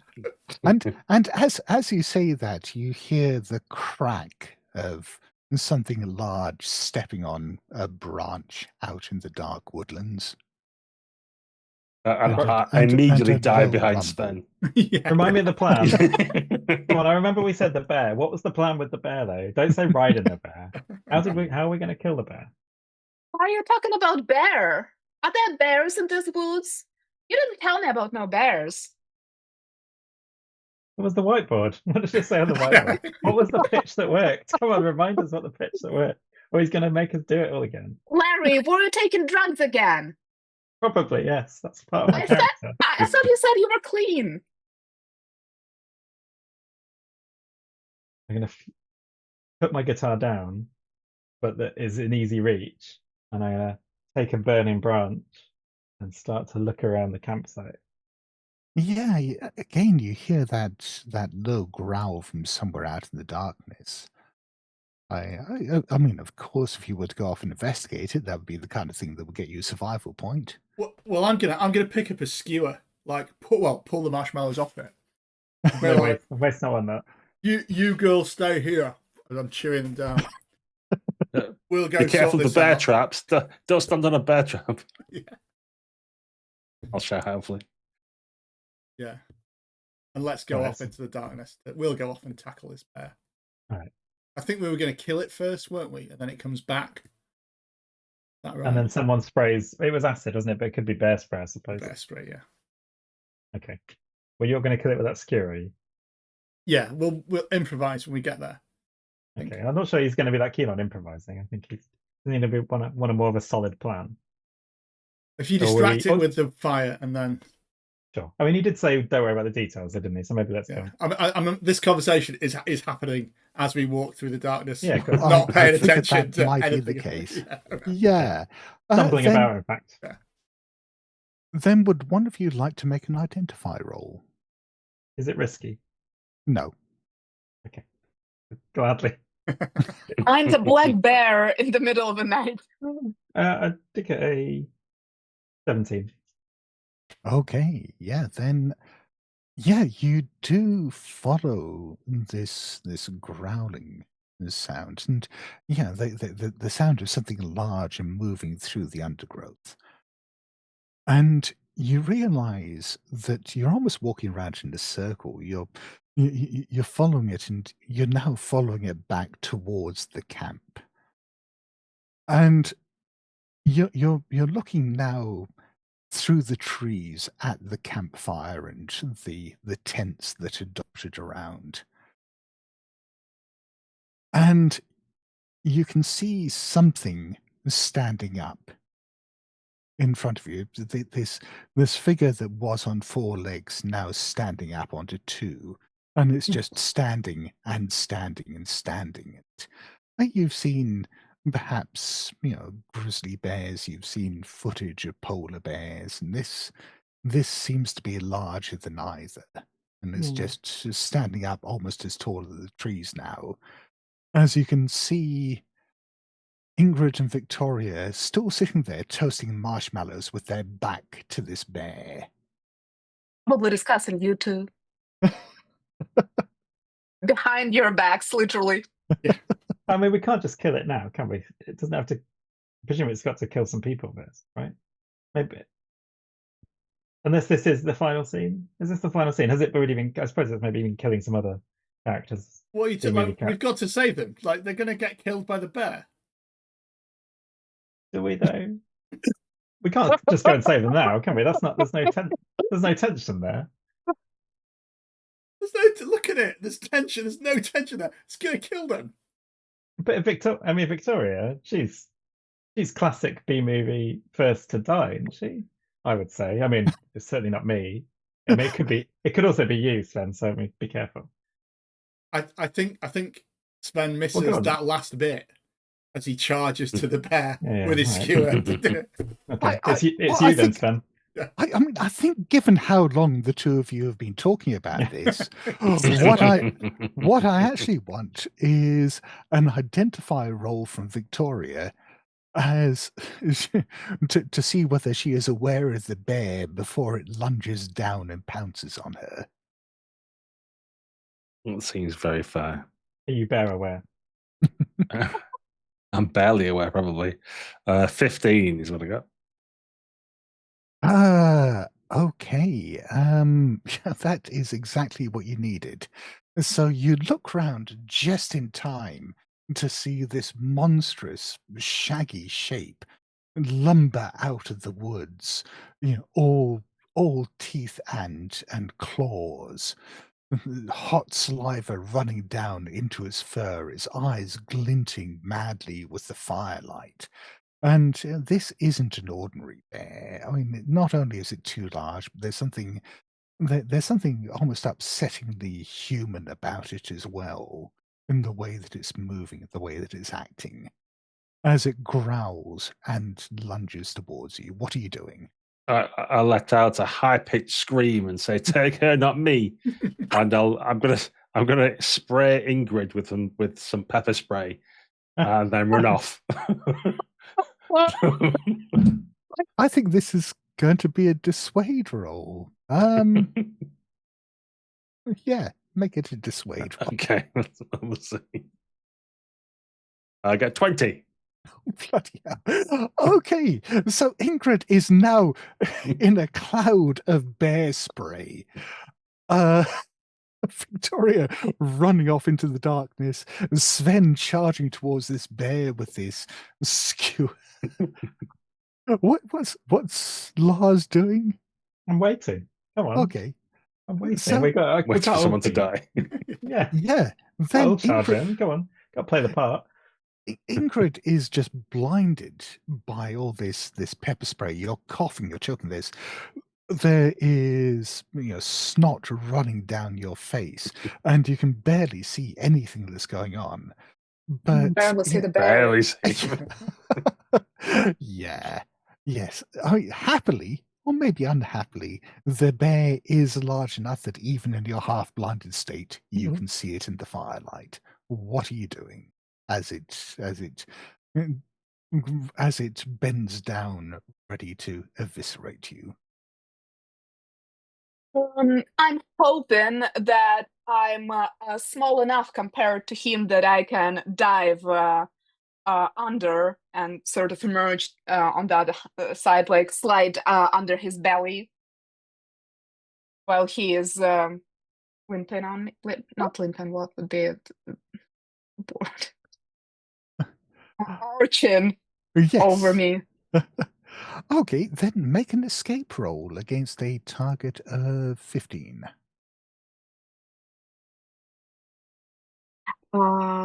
It's a 16. Okay, so yeah, even in your blinded state, you manage to dive between the legs of this bear and, come out.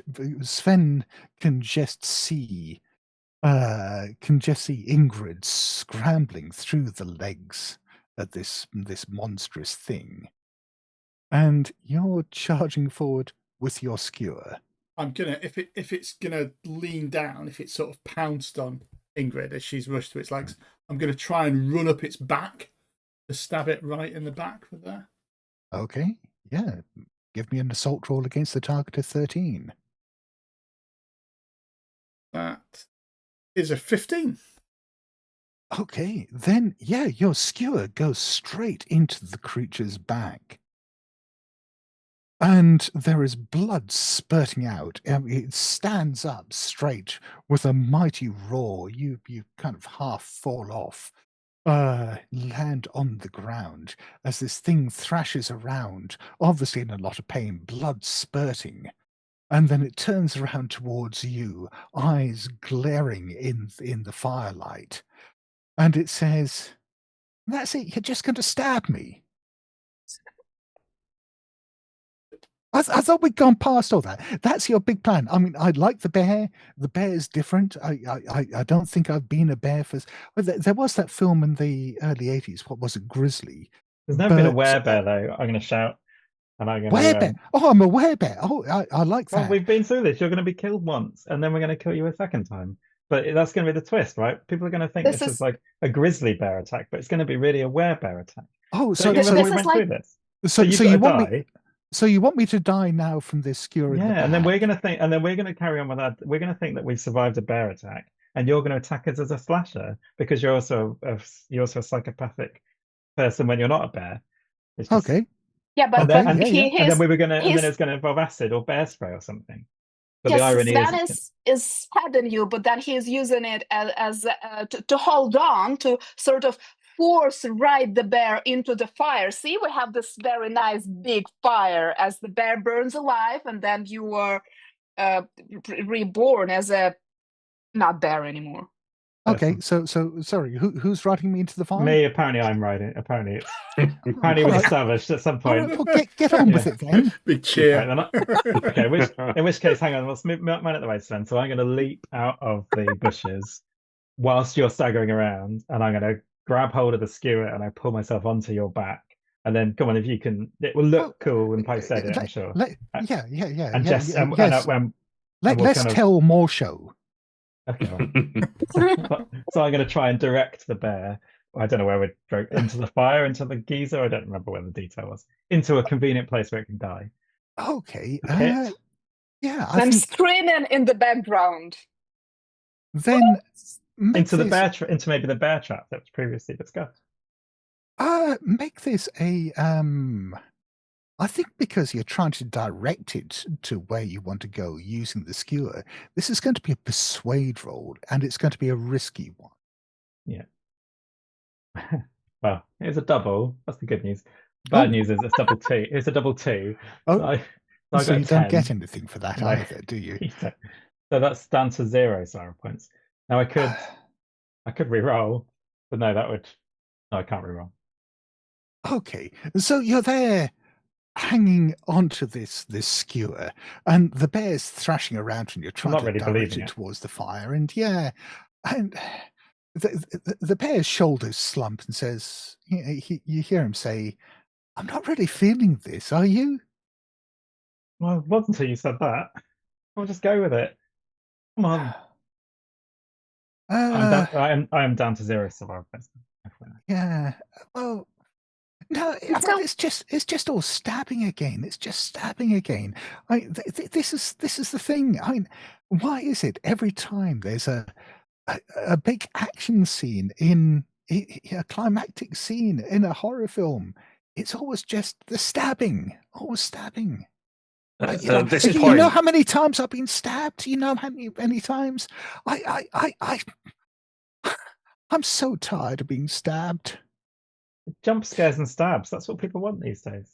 I talking know, of jump and scares, and I hate Yeah. it.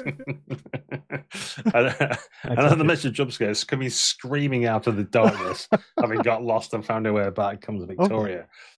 She's going to be on the other side of the fire. She's going to let the aerosol bear spray go through the fire to create a flamethrower and try and burn the bear and whoever's riding it or around it on fire.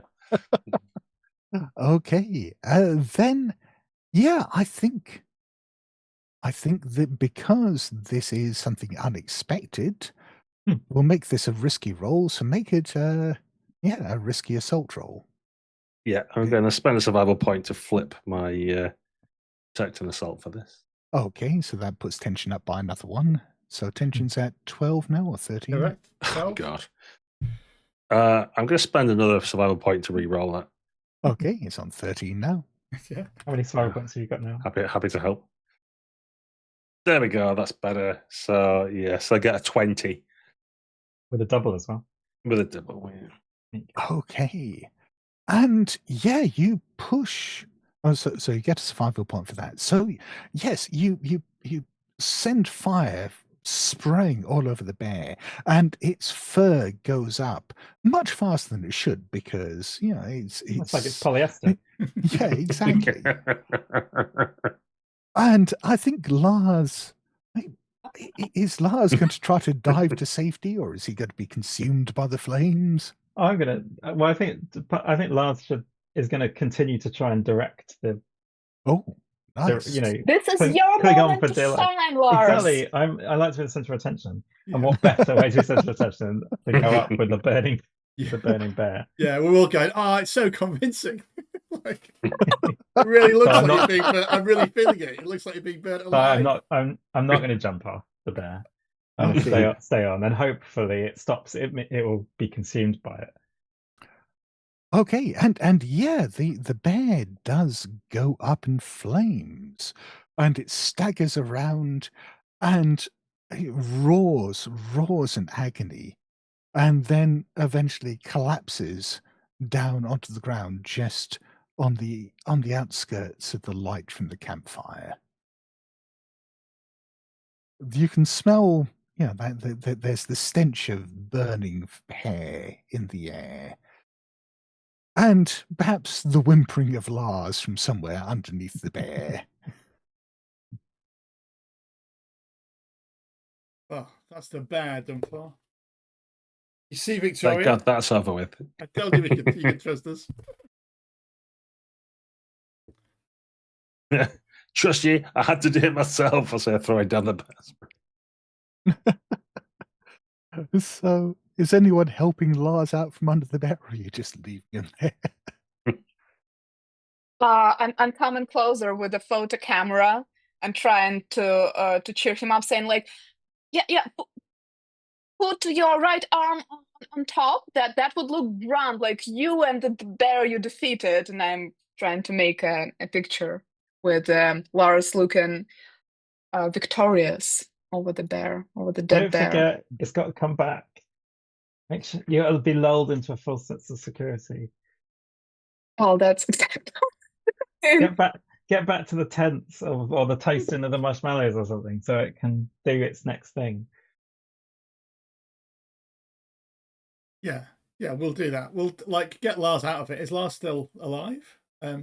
Oh yeah. I mean, he's burnt, he's battered, he's half crushed by having a bear fall on him.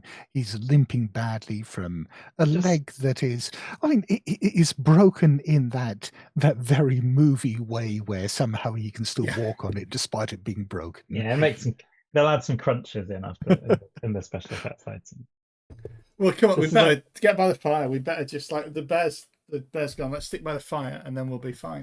Oh! Yeah. You know what? We're probably going into the tent because there is this tourist light, and I made several photos, Polaroid photos of Lars standing heroically on a defeated bear in a very beneficial position, so that his broken leg is not so obviously broken, and so on and so forth. And we're looking through several Polaroid pictures. And we're noticing that the bear is in different positions. Like the bear should be lying down there because it's dead, and Lars is the one who was changing the poses. But as we look through the Polaroid photos, we see that the bear was he moving, guys? I think we didn't misplace him, did we? Yeah, no, he's definitely dead. Well, and in that discussion, as you perhaps look over to check just there on the edge of the firelight, the bear is still lying there, but it looks different somehow. It looks almost like a deflated balloon. It's sagging and looks almost emptied. Well, that's fine then. Let's just try and settle down. I mean, I'm not sure I can sleep now, but we could definitely turn our backs to whatever is going on outside, and maybe we should all sleep in the same tent. We'll be fine. Sven, go check on it.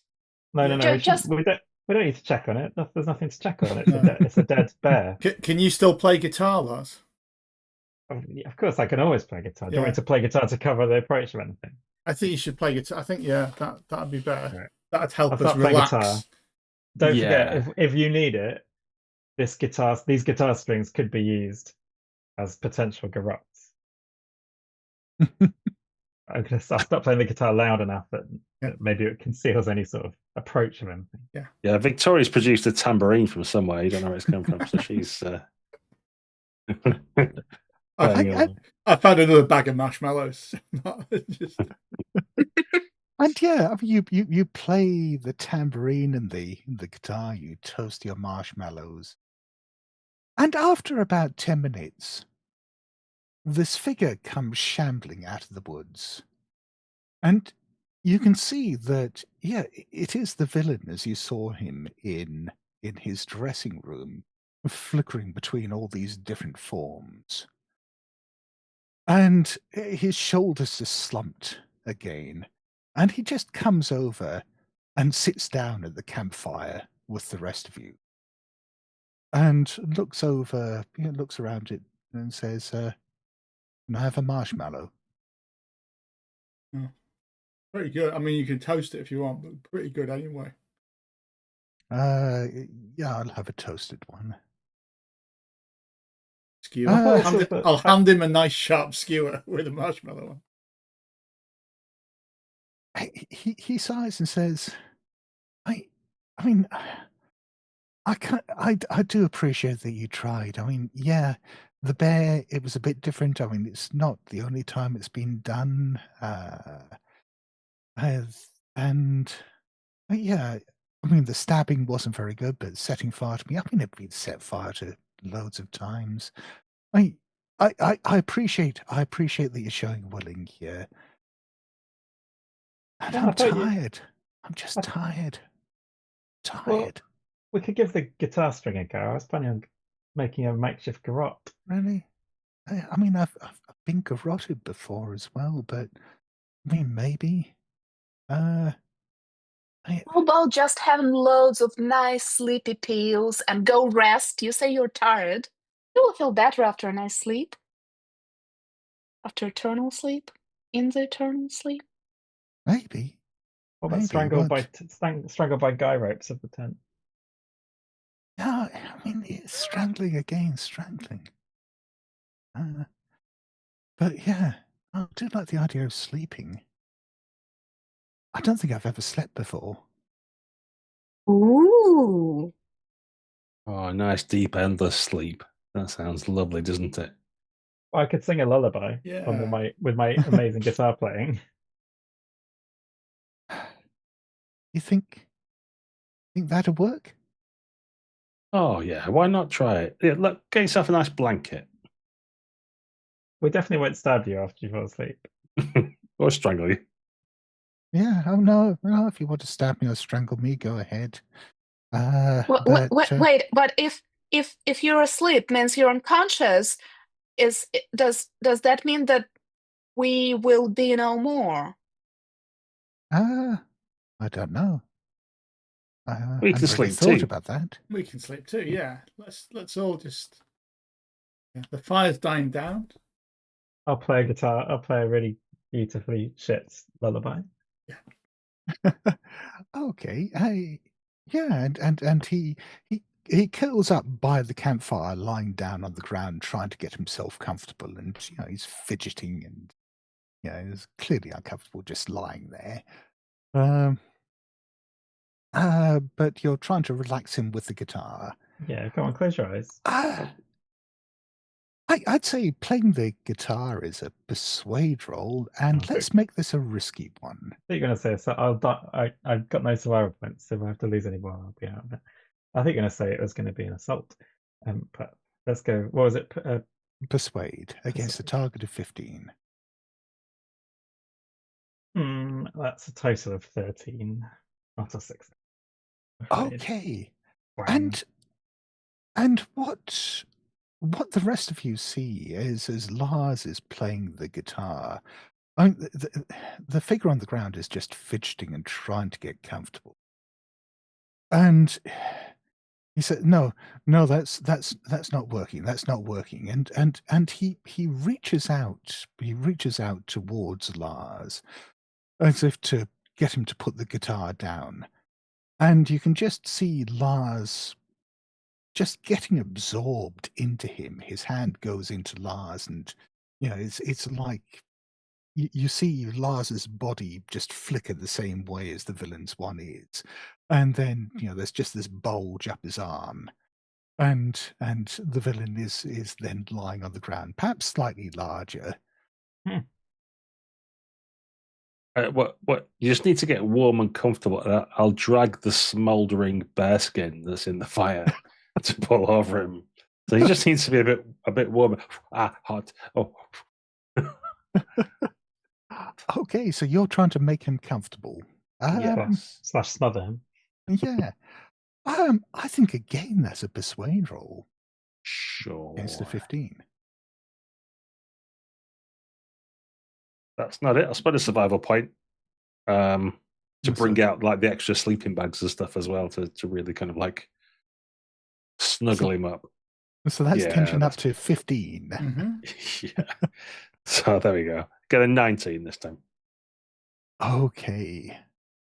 Then as you're doing that, you're looking around at everyone else around the campfire, and everyone now is beginning to flicker the way the villain does. I mean, they're not becoming different monsters; they're just becoming different people.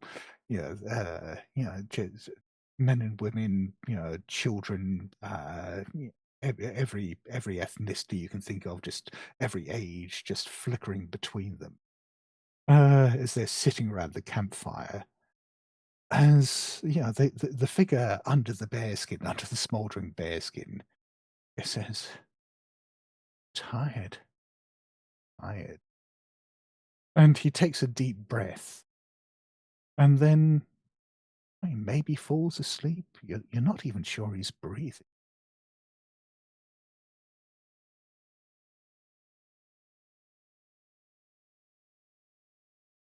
And yeah, the three of you who are left are there, just sitting around this slowly dimming campfire. The flickering of all the different people you could be, you might be, just flickering across, as you can see the bearskin just slowly settling to the ground, as what's underneath it just seems to be dissipating or sinking into.